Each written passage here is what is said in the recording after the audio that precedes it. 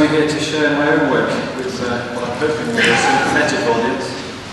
I'm delighted to be able to share this new project with you, and I'm hoping it will generate some interesting discussion, and more selfishly, I'm hoping I can get some useful feedback on it from collective expertise in the room.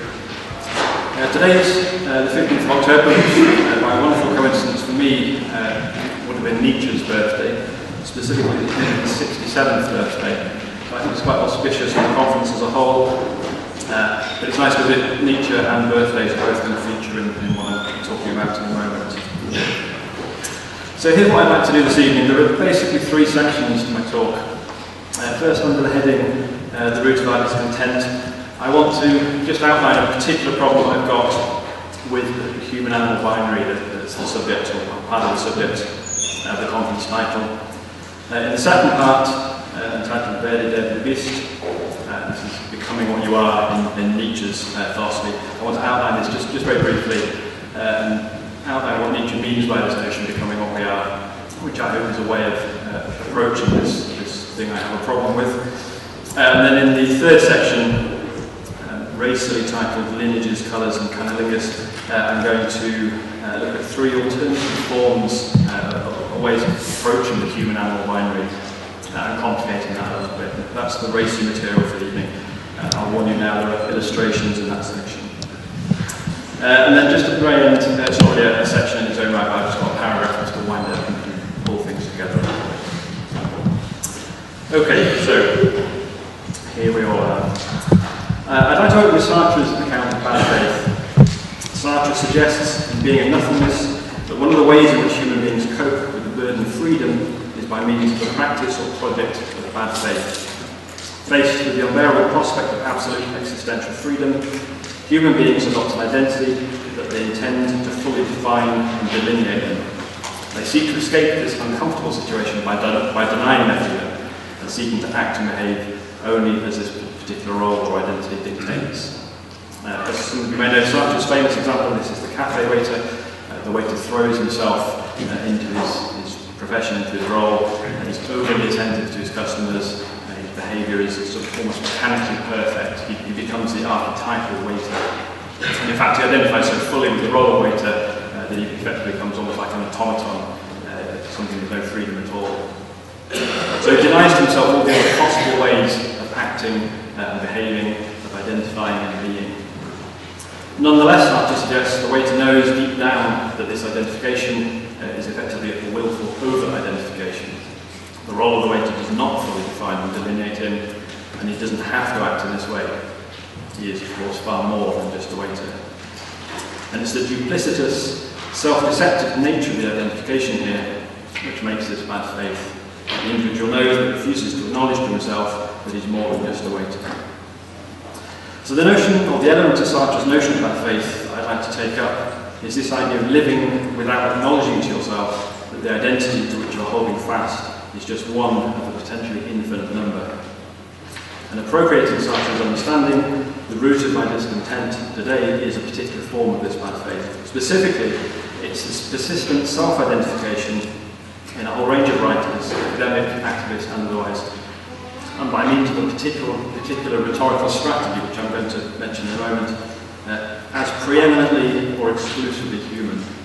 And I provide two examples by way of illustration, one of which is openly opposed to any kind of critical animal study sensibility, and one which is openly supportive. I could have chosen many other examples, but I've settled on these two today. So my first example comes from an essay by the legal scholar Richard Epstein, entitled Animals as Objects or Subjects of Rights. Some of you may have come across this essay. As a whole, it's a critique of the very notion of extending rights to animals, largely on the basis that human civilization, Epstein suggests, has consistently, despite its many varied forms, depended on what he calls the domestication of animals. And I don't want to go into the details of Epstein's argument, which makes for quite depressing reading, but to focus on the closing sentences and the particular form of self-identification that he chooses to make in this essay, as exemplified in these final sentences. Epstein says, "The root of our discontent is that in the end we have to separate ourselves from the rest of nature from which we evolved, and happily but consistently The collective we is prepared to do just that. Such is our lot and perhaps our desire as human beings.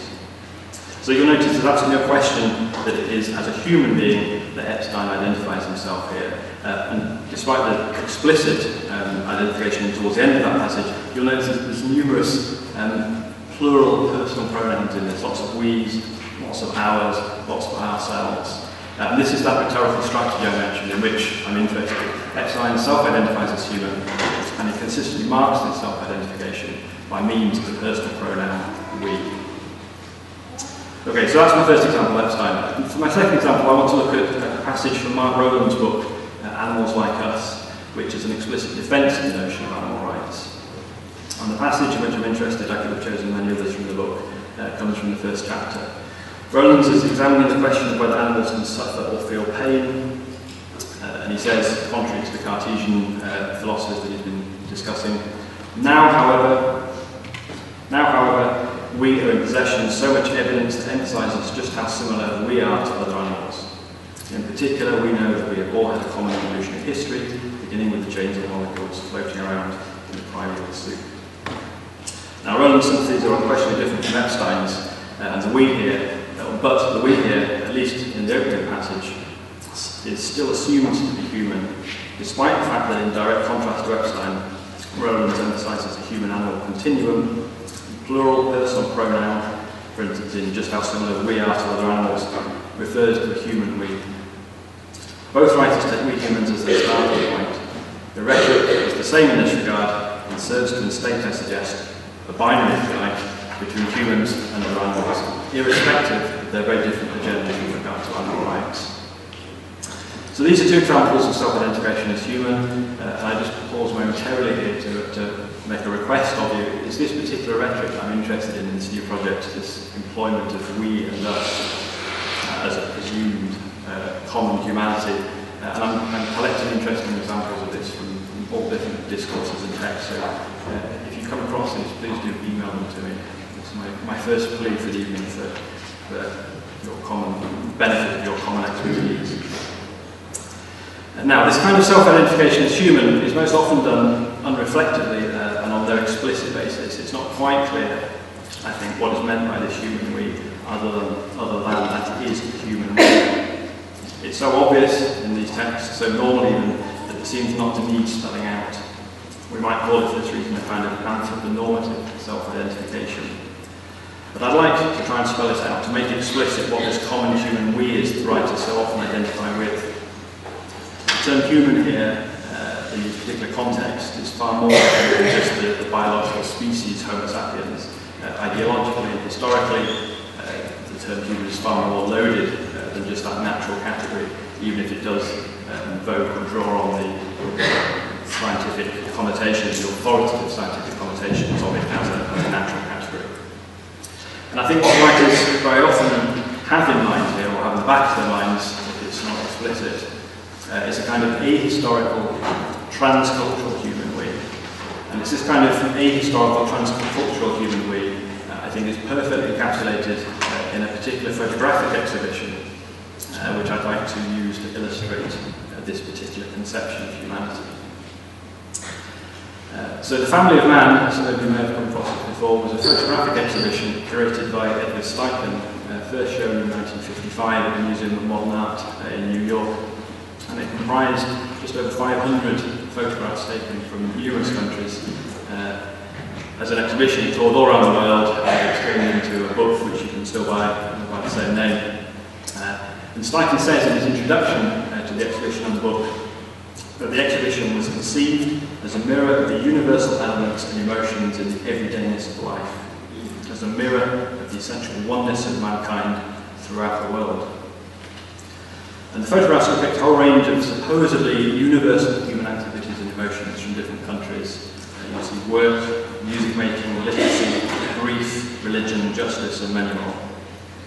And the exhibition, I think, is a perfect illustration of the human we I've been talking about, emphasising as it does the essential oneness of what Steichen calls mankind. So Steichen's Family of Man, I'm going to show you some illustrations in a moment, it's warmer and more tingly than Epstein's conception, I think.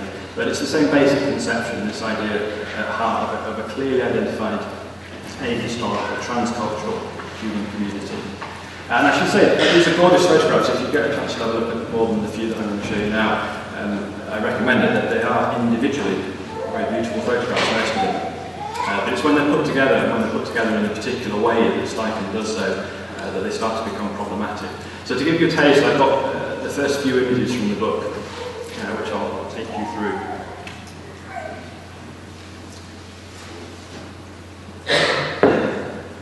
So it starts off with a series of images of wholesome heterosexual lovers of all nations. I've got 4 of them here.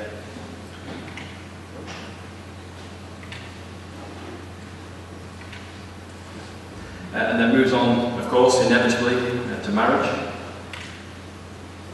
all around the world.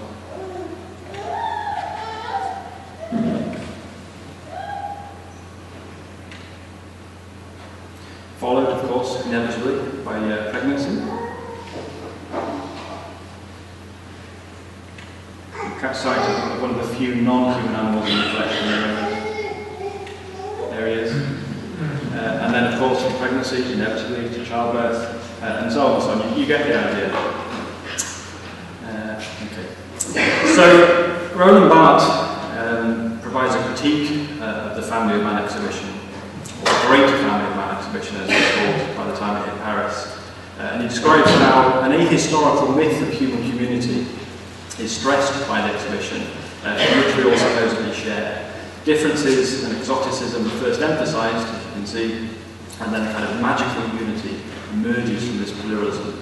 Man is born, works, laughs and dies everywhere in the same way. Barthes calls this the ambiguous myth of the human community, which serves as an alibi to a large part of our humanism. It exhibits an ideology of what he calls classical humanism. Here Barthes suggests beneath the relativity of human institutions, or the superficial diversity of skin colour, one quickly reaches the solid bedrock of a universal human nature. History is suppressed, and the cultural mythological concept masquerades as natural. Barthes' particular objection to the exhibition's construction is that it ignores differences. This atomism, as he calls it, suppresses the specificities of inequality within and between particular human cultures. Barthes' critique urges us to appreciate differences within the great family of man. In doing so, though, Barthes ultimately leaves intact this great family of man. He argues, as he explicitly says later in the essay, for a progressive humanism, which would restore history and difference, but ultimately to humanistic ends. And in what follows in the rest of my paper, I'm hoping to pursue a more radical critique of this great family of man. I'm going to be looking for alternative unities and also for differences that cut across the boundary or binary that supposedly separates the great family of man from everything else. So I want to suggest that we might characterise the preeminent or exclusive self-identification as human, which we find in writers like Epstein and even in Roland, as a particular form of bad faith.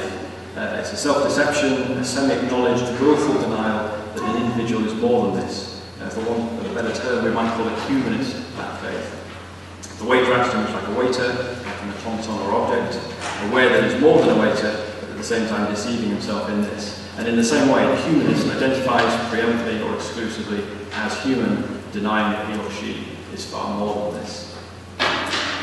Now, my concern with this particular humanist bad faith is not just that the writer or speaker is thinking inauthentically or self-deceptively, which is Sartre's main concern in Being and Nothingness, I think. More significant is the fact that this mode of address, this invocation of the inviting we, works to interpolate the reader or the listener.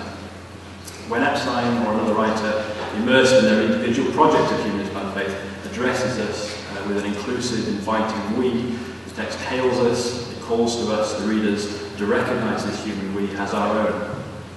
You may remember, if you've looked at the outset, in Altaire's elaboration of the notion of auto-interpolation, the police officer, he says, "Hey, you there," and all the usual suspects who hear this, they wheel around, taking this call to be directed at them. And so it is in these texts that we're called to us as human beings with a we. We're hailed, I think, as members of the family of man.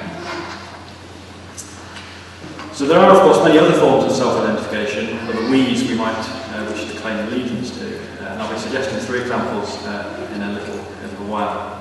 In the next section, though, what I'd like to do is make use of Nietzsche, the birthday boy, to help us to address some of the problems with this particular form of interpolating humanist bad faith.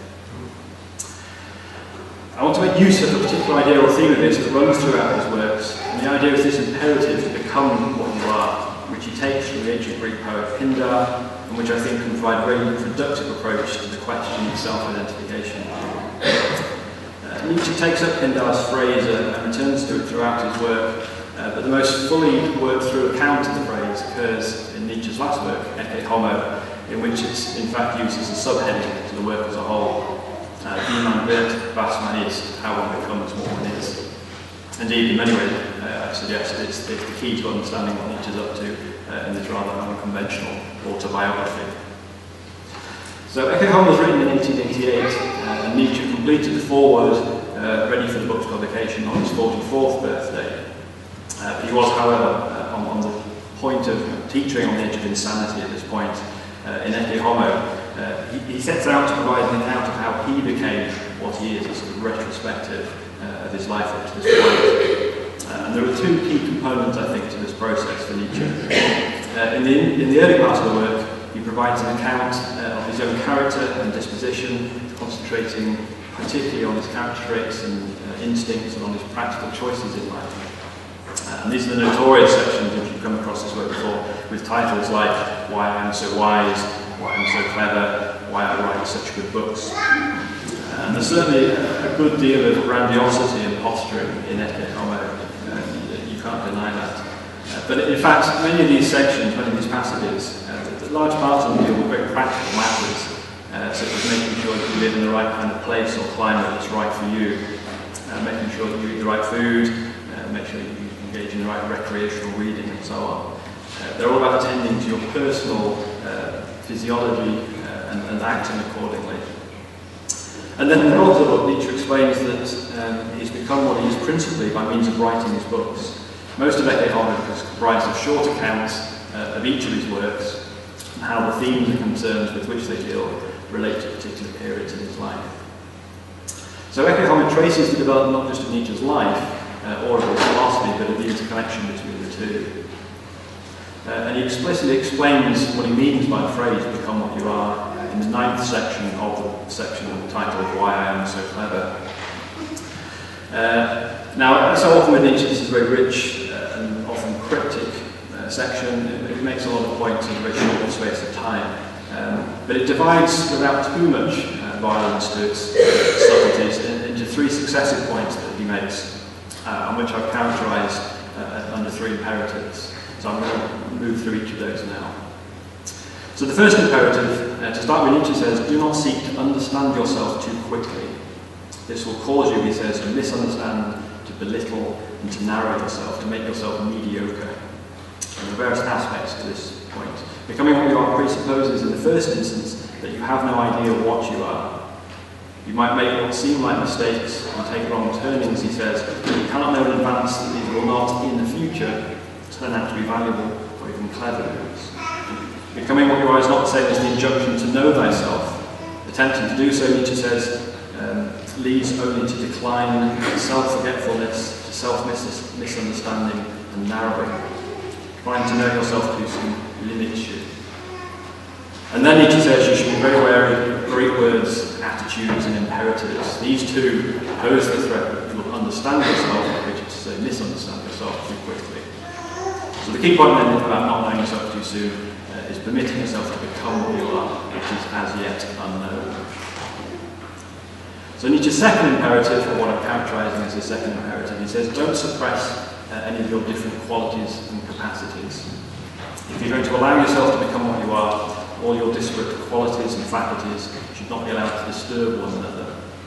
All the different aspects of your character should be allowed to flourish, or at least be acknowledged. Contradictory qualities and virtues should be let be. Crucially, there must be no destroying or reconciling these diverse qualities that make up yourself. He suggests we must practice the art of separating without antagonising and permit a tremendous multiplicity which is nonetheless the opposite of chaos. And then to his third imperative, Do not strive for anything, he says, or wish anything to be other than itself, or wish yourself to be other than you are. I have harboured no desire, Nietzsche says, and I have not sought honours, money, or women. Not that I could not have had them, he adds. The crux of his thinking here is anti-teleological. It's important, Nietzsche says, not to set yourself goals. Rather, you should simply let things come to fruition.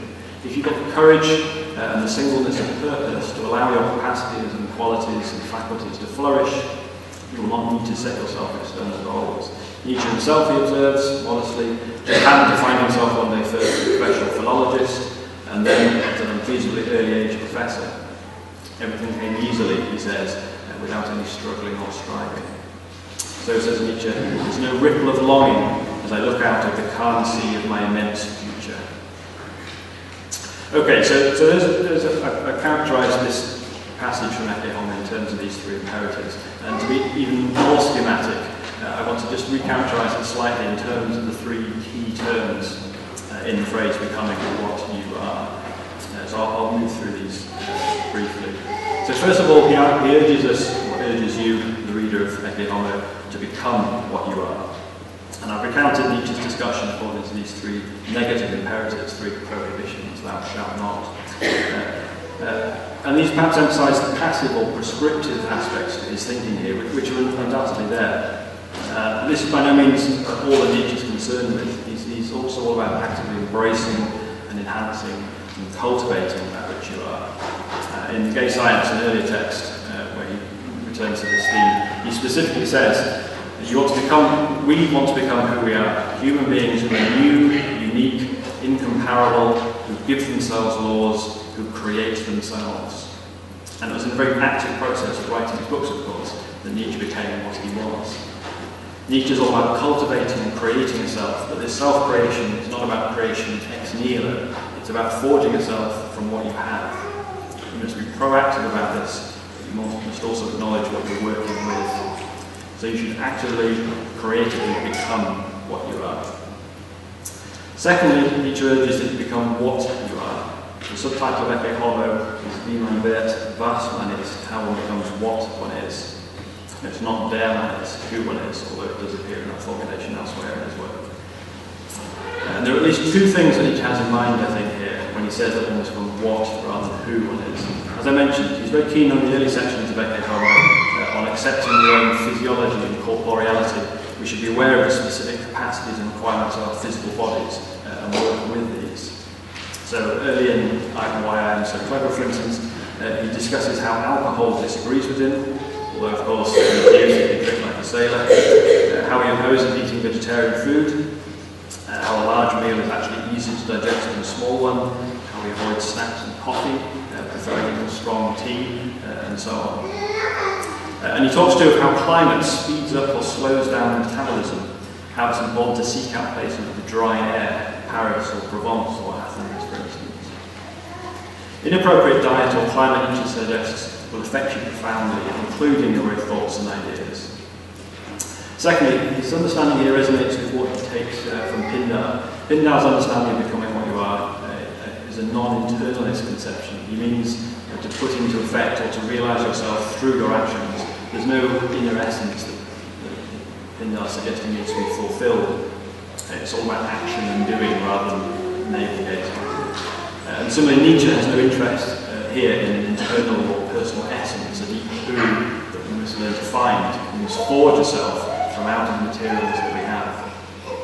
And we must not deny the past history of our actions and behaviour, side paths and wrong turnings, the effort squandered on seemingly marginal tasks. The what is realised through your actions and behaviour.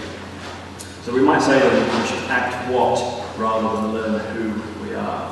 So you should become, embody in action, what you are. And then finally, Nietzsche urges that you become what you are. There are different formulations again of the phrase in Nietzsche's work, but however he formulates it, there's no getting away from the fact that there's an undeniable, unrelenting individualism to Nietzsche's approach here. His advice or suggestions or imperatives here are all about becoming who or what you are.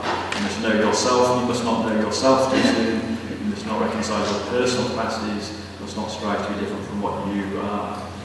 Rather, you must actively cultivate yourself and recognise your corporeal idiosyncrasies and actions. And in fact, this whole ninth section of Why I Am So Clever is elaborated by means of addressing the importance of selfishness. Nietzsche will concede absolutely nothing to social or cultural context, and certainly nothing to classical Christian notions of selflessness. Of supreme overriding importance is the cultivation of the you, the one, the individual. So you should become the single individual one that you are.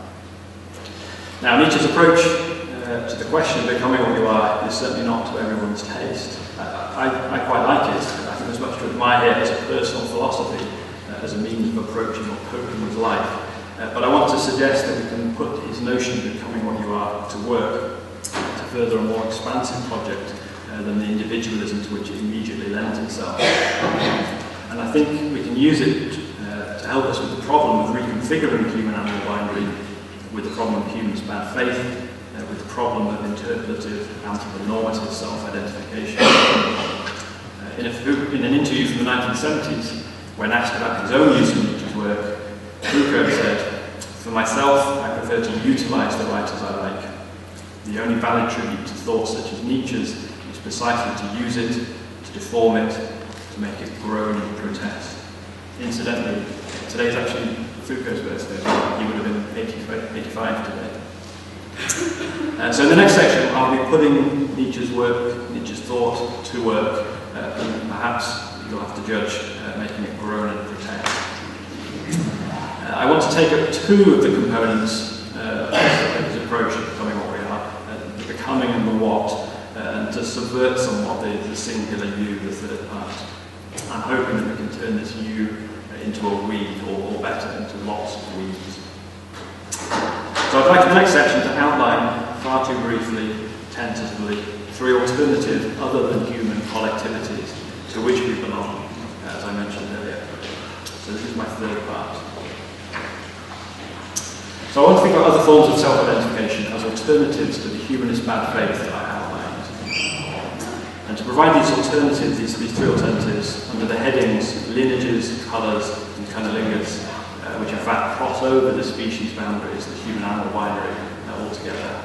And I'm not suggesting for a second that these exhaust the possibilities of other commonalities, other we's that we could find, but these ones struck me as important or interesting or a good starting point.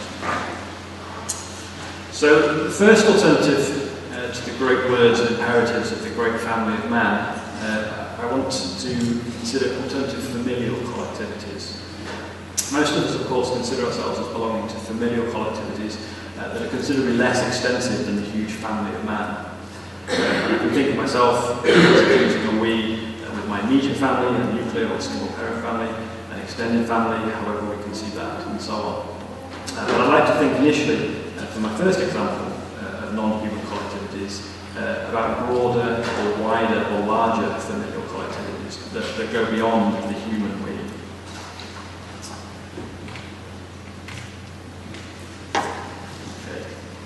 So, Orson Welles and Hunter S. Thompson, unlikely, both articulate an oft-heard and rather pessimistic characterization of life. Orson Welles once said, "We're born alone, we live alone, and we die alone. Only through our love and friendship can we create the illusion for the moment that we're not alone." And then Hunter S. Thompson, very similar sentiment. "We're all alone, born alone, die alone, and in spite of the true romance magazines, we should all someday look back on our lives and see that in spite of our company, we were alone the whole way." Now, contrary to this rather bleak cliche, I think it's one of the very few constants regarding individual creatures' birth or creation that we're not born alone. You're never alone on your birthday. Every living thing had parents, or more properly, every living thing sprang forth from parental genetic information. In familial terms, the first necessary we is that constituted by an individual and its parent or parents. This is true irrespective of the mechanism of reproduction and applies even to bacteria who reproduce by cellular division. After this most basic of familial we's, the parent-offspring we can extend the familial collectivity by adding siblings, adding progeny, adding grandparents and so on to construct a more or less inclusive family tree as we wish. Now we appreciate that family trees of this sort we construct represent actual individuals, me, my daughter, my parents, my grandparents, and so on. And then we tend to think, I think, of evolutionary phylogenetic trees on the same model. We imagine the component species of phylogenetic trees as distinct entities descending one from another. You can see something like this in the illustration which I've taken from Highfield here. But we need not think of an evolutionary tree, a tree of life, as modelled on family trees. In principle, these two are one and the same. Given a large enough piece of paper, you could in principle extend your family tree backward and it would eventually become an evolutionary tree. Your immediate ancestors we would call human, of course, parents and grandparents and so on, but as you go further back, this is not the case. So following an unbroken line of parental relationships, we can continue backwards or upward indefinitely along a family tree's lineage, pausing at any point. You can think of a small familial lead starting with just you and your parents, or you can think a little more inclusively and add grandparents, great-grandparents and so on. But as we go further back along the generations, it becomes more convenient to divide up this lineage, not in terms of an increasingly inclusive family, but in terms of taxonomic ranks. Instead of pausing at the level of grandparents, we can pause at the level of species and think, as we saw earlier, of a we that comprises the great family of man. Or we can pause at the level of genus, such that the individual on whom you pause is an ancestor, not just of your immediate family, but of all the many species of Homo, not just Homo sapiens, but Homo habilis, Homo erectus, Homo ergaster, and so on. At the taxonomic rank of genus too then, we could also say we humans. I'm not entirely clear whether these would be included in the great family of man. Or if you go a little further, you can pause at the taxonomic rank of family and say we great apes. Or a good deal further back, you can reach the rank of kingdom and say we animals. Traditionally, there are 8 basic taxonomic ranks, and we each belong to all of these many we's. Note that these ranks are an historical taxonomic convention. They're fantastically useful to be sure, but the traditional 8 major ranks are somewhat arbitrary conventions. In principle, we can stop off at any point along the lineage. Following your family line back, pausing at particular individuals, there are no clearly demarcated ranks that reflect clear divisions in the lineage. Rather, it's just generation after generation of parent-child relationships, with each child slightly different from the parent. Diachronically, there are no sharp breaks between individuals, and it's not possible to identify the exact point at which, following the lineage back, we move from, for instance, the order of primates into the broader class of mammals. So, in addition to the human we can choose to claim an allegiance, to isolate a we, to identify a collectivity according to various ranks and according to various points along our lineage. Okay, so we can complicate the question of familial collectivities. I'd like now to think a little bit about perceptual collectivities.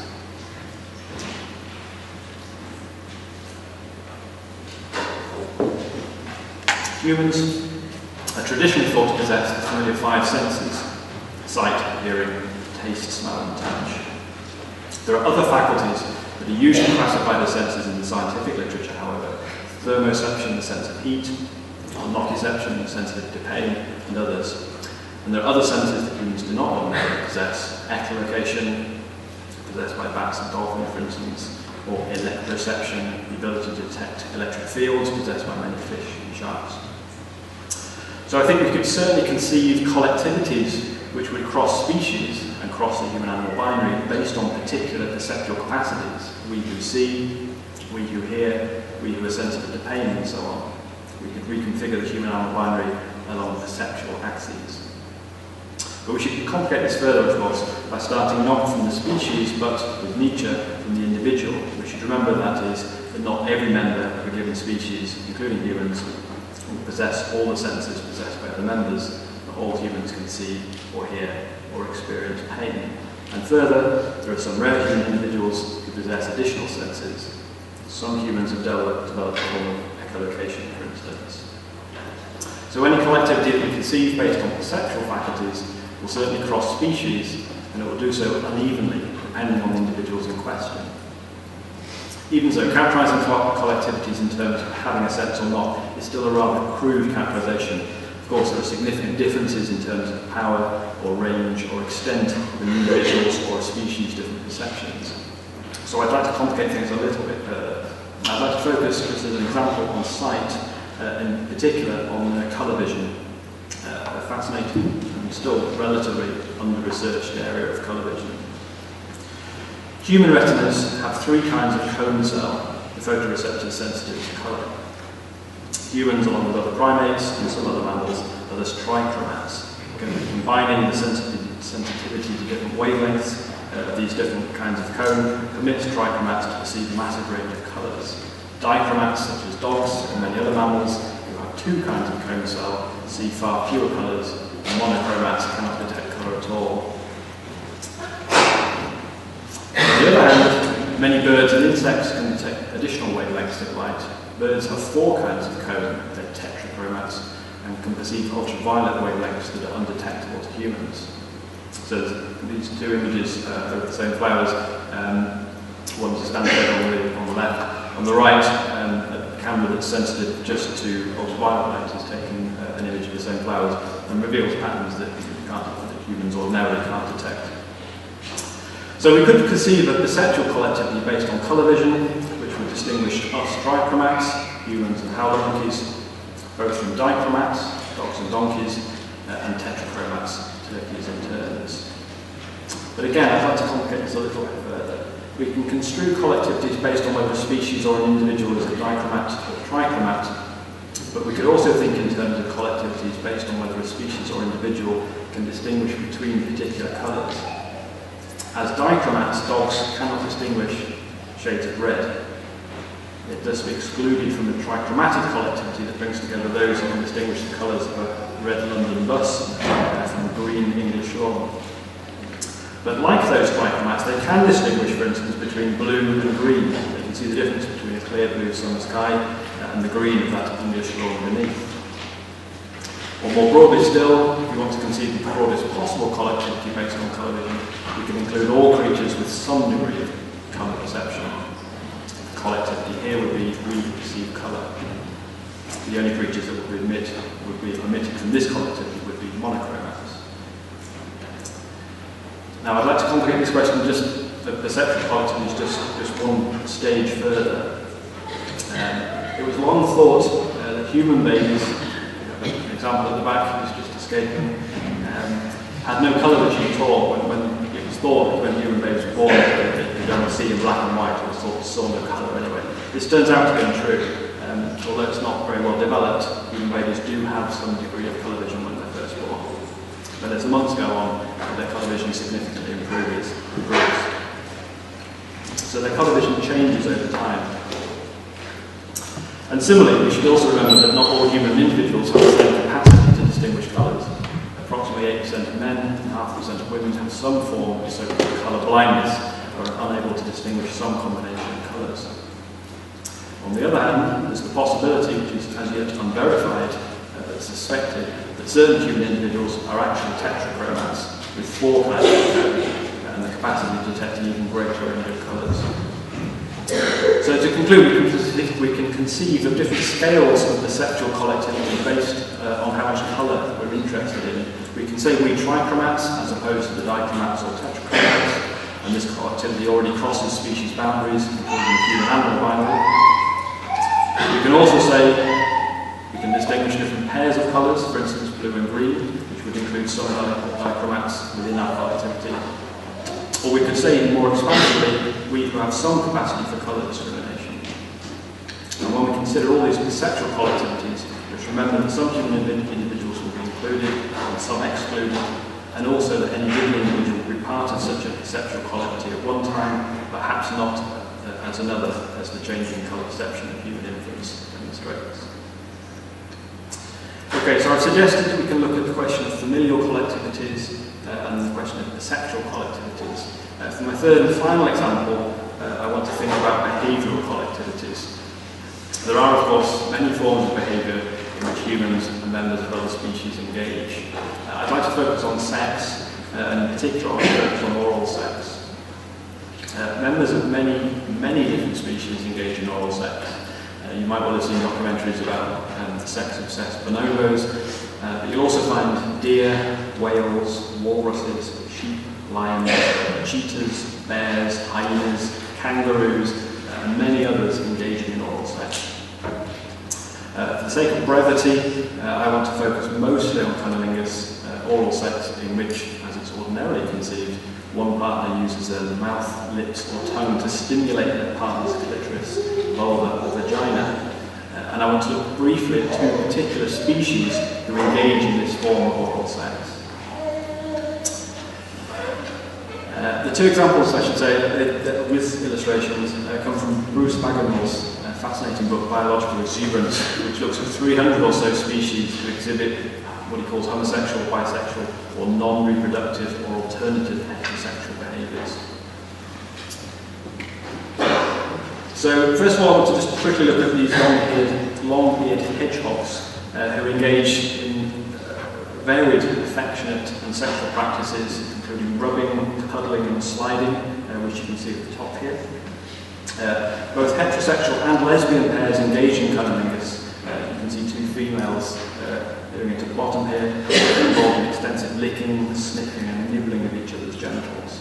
And as you can see, despite the jokes, hedgehogs have no problems managing to have sex. So, those are my hedgehogs. I've also got some dolphins for you. Bottlenose and spinner dolphins engage in a huge variety of different sexual activities, heterosexual, bisexual, and homosexual. This certainly includes a good deal of clitoral stimulation by means of snout, flippers, and even tails. In fact, because both males and females have a genital slit, both can be penetrated by a beak and stimulated genitally. Now, technically, this would not be cunnilingus if performed on a male dolphin, but the activity is the same when performed on or by both males and females. But there are two particular forms of oral sex that I wanted to mention, which are distinctive of dolphins. One is genital buzz, a form of acoustic foreplay. I mentioned a moment ago that dolphins make use of air purification. With acoustic foreplay, one partner stimulates the other by directing a stream of low-pitched, rapid buzzing clicks at the partner's genital area. And the other form of oral sex that I want to mention with regard to dolphins is genital beak propulsion, which is what you can see here, in which one partner inserts their beak into their partner's genitals and gently propels them both forward. So we can think of collectivities based on sexual behaviour, in this case, we who engage in oral sex, or we who engage in cunnilingus. And once again, this collectivity crosses species boundaries, including the human-animal binary. And I want to make two brief points about this particular behavioural collectivity. First, I was keen to focus on oral sex in order to offset the rather heteronormative focus of the great family of man, and perhaps my own focus on reproduction, with which I began to complicate that great family of man. Reproduction is important, vital even in the literal sense, for some familial collectivities, but the activity of sex is not necessarily about reproduction. As Bagenall argues in Biological Exuberance, reproduction is only one of the principal biological functions of behaviour, others including group cohesion and lessening of tensions. It's important, I think, that in thinking about our physiological capacities and behaviours, as Nietzsche effectively recommended we do, to avoid over-hasty biological reductionism. And the other point I want to make, which is perhaps an obvious one, regarding this particular collectivity, is that, of course, it's based on a behaviour that is individual and intermittent. Not every individual, whether human or hedgehog or dolphin, engages in cunnilingus. And of course, even those who do, don't do it all the time. As with the examples of perceptual collectivities based on colour discrimination, it's important to start with the individual, and we should not talk in terms of entire species. It does not make sense to say that humans or bats or dolphins engage in cunnilingus. Some individuals do this, and are part of this collectivity sometimes. In reconfiguring the human-animal binary, it's important, at least if we're to benefit from Nietzsche's perspective, to pursue this reconfiguration not just at a species level, but also at the level of individuals. So these have been my three tentative, alternative ways of thinking about collectivities. I've focused on familial collectivities by looking not on the great family of man, but at other taxonomic ranks or lineages to which we belong. I've looked at perceptual collectivities, for instance, those we might construct based on the facility to share, we share to discriminate colour. And I've looked at behavioural collectivity, specifically the sporadic individual activity of engaging in oral sex. There are, of course, many more kinds of collectivity we might consider under these three broad headings and others. And this brings me to my second request. As I said, this is a new project I'm just starting to work on. I'm interested in new, interesting, non-human collectivities that some or all of us might be conceived as belonging to. So if you have any great ideas that I can rip off and add into my research, please do let me know. Okay, so by way of brief conclusion then, I think that the identities with which you align yourself depend, of course, on your values and objectives, on your perspective in Nietzschean terms. And if your objective is to affirm and uphold human supremacy and privilege, as it is for Epstein certainly, then it only makes sense to focus on a single human identity. But this is an impoverished identity, I think, a form of humanist bad faith. It's politically and ethically and personally suspect. If your values are otherwise, I'd argue that it's important not to allow yourself to be interpolated by a discourse of humanist bad faith. It's important, when reading a we that unnecessarily or unwittingly assumes a human we, to notice this fact, and where appropriate to resist it, to refuse it, to reject the interpretation as human. It's important to affirm other additional identities too, a wider family, a shared perception, even a sexual commonality. We owe it to ourselves, each of us, and to the other members of the multiple collectivities to which we belong, to become what we are. Thank you.